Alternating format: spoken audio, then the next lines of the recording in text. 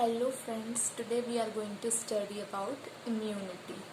Immunity is of three types: innate immunity, acquired immunity and miscellaneous immunity. First of all, innate immunity. There are three types of innate immunity: species immunity, racial immunity, individual immunity. Now the factors influencing innate immunity: age, first of all, then hormones and nutrition. Mechanism of innate immunity, that how the innate immunity works. Okay, so it works through epithelial surfaces, antibacterial substance, cellular factors, inflammation, fever, acute phase proteins. Now I will tell some brief about these points. Okay, so skin is a barrier for the microorganisms and also provides bactericidal secretions. And respiratory tract, the inhaled particles are arrested in the nasal passage. We have the mucus and some fine hairs in the nasal passage. That moist mucus secretions of respiratory tract act as a trapping mechanism, and the pharynx, where it is swallowed and coughed out. The cough reflex acts as an important defense mechanism. Now the intestinal tract, the mouth has the saliva, so it also just the saliva has the lysozyme enzyme, and lysozyme enzymes kills all the bacteria and pathogen. Conjunctiva and GIT. Now the antibacterial substance. Antibacterial, there are number of non-specific antibacterial substances present in blood and tissues. These substances are lysosomes, beta lysine, and etc. etc. They possess antiviral activity and antibacterial activity. Cellular factors. Once the infective agent crosses the barrier of the epithelial surface of our skin, the tissue factor comes into play for defense. Now the inflammation. Inflammation occurs as a result of tissue injury or irritation. If any tissue is injured and if any pathogenic substance, bacterial substance has injured the tissue, so inflammation occurs as a result of tissue injury or irritation. Inflammation leads to vasodilation, means जो blood vessels हैं, arteries and veins, they dilate, they broad up. That increase the vascular permeability and cellular infiltration. Due to increased vascular permeability, there is an outpouring of plasma which helps to dilute the toxic products present. Fever. A rise in the temperature of our body following infection is a natural defense mechanism. It destroys the infecting organism. Fever also stimulates the production of interferons. Whenever the fever comes, the interferons are secreted, which helps in recovery from the viral infections. Interferon is particular word for the viral infection. Acute phase protein. The following infection or injury, there is a sudden increase in plasma concentration of certain proteins collectively called acute phase proteins. These include C-reactive proteins, CRP, mannose binding proteins, and many others. Acute phase proteins activate the alternative pathway of complement. They are believed to prevent tissue injury and promote repair of inflammatory lesions. Now the second type of immunity, which is acquired immunity. The resistance acquired by an individual. What is acquired immunity? Which we acquire during our lifetime. The resistance acquired by an individual during life is known as acquired immunity. It is of two types, active and passive. What is active immunity? Active immunity is subdivided again into two groups. natural and artificial. Natural active acquired immunity we get through clinical or subclinical infection, and artificial active acquired immunity is induced by vaccination, which is being done these days, COVID vaccine. Okay, it is the resistance developed by an individual as a result of contact with an antigen.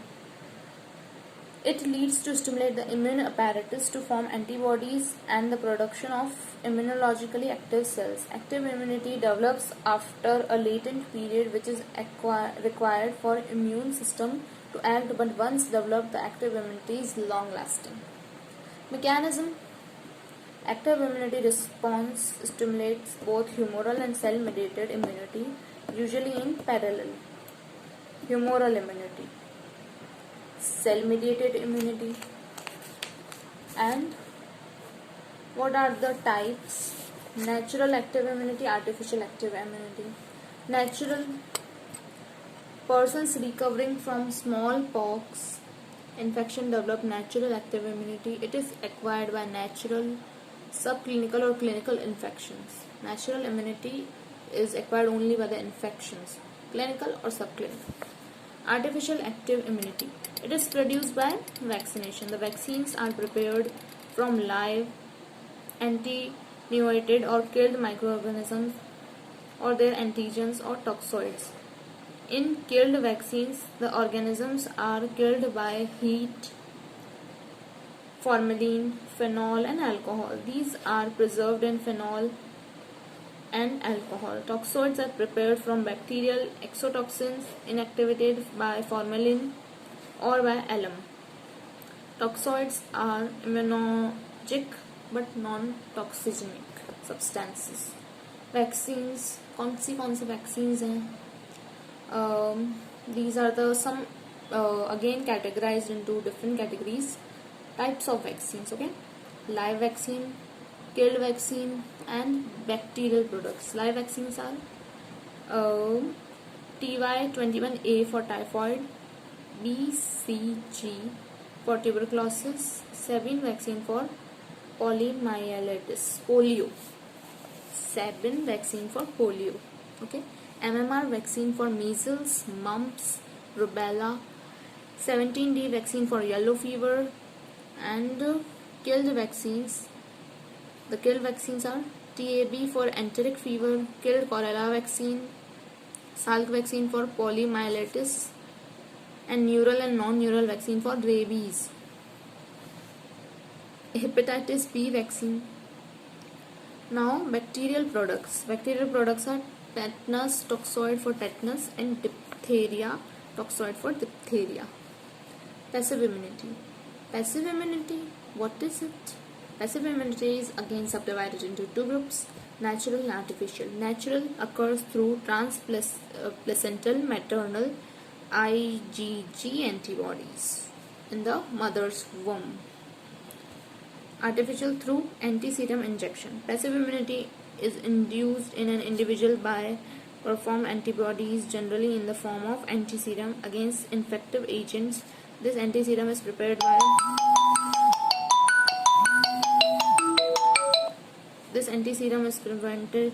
prepared by injecting infective agents or toxic in another host. The immune system has no active role in passive immunity. Protection starts immediately after transfer of immune antiserum. There is no latent period. Natural: it is transferred from mother to the fetus or infant. And artificial: it is through parenteral administration of antibodies. The agents used for artificial passive immunity are hyperimmune sera of animal or human origin. Uses of passive immunization: to provide immediate short-term protection in a non-immune host faced with threats of a serious infection, for suppression of active immunity which may be injurious, for treatment of serious infections. Now the miscellaneous immunity. Miscellaneous immunity is of 4 types: combined immunization, adaptive immunization, local immunity, herd immunity. Herd immunity is very popular word these days in this corona period. So first of all, I'll explain herd immunity. It refers to the overall resistance in a community. When herd immunity is low, chances of epidemics increase on introduction of a suitable pathogen. Eradication of any communicable disease depends on development of a high level of herd immunity rather than of immunity in individuals. I hope you all understand. It is a immunity in the whole community. Combined immunization, a combination of active and passive immunization is employed simultaneously, which is known as combined immunity. Passive immunity provides the protection necessary till the active immunity becomes effective. We are being vaccinated these days, but we do not develop the the resistance towards the corona immediately. It takes some amount of time to become effective. Okay, but what is the difference between active immunity and passive immunity? This question may be asked in exams. So active immunity gets developed after a long period of time. Active immunity develops after a long period of time. It takes some time to get developed, and it is long lasting, and it is more effective. But passive immunity, when it develops just after the immunization of passive immunity, and it is not long lasting. It's only short termed. Adaptive immunity. Injection of immunologically competent lymphocytes is known as adaptive immunity. Such as lymphocytes are collectively known as transfer factor. Local immunity. Natural infection or the live viral vaccine administered orally or intranasally provides local immunity at the site of entry such as gut mucosa, nasal mucosa respectively. The immunoglobulins IgA plays an important role in the local immunity. One type of IgA cell, secretory IgA, is produced locally by the plasma cells.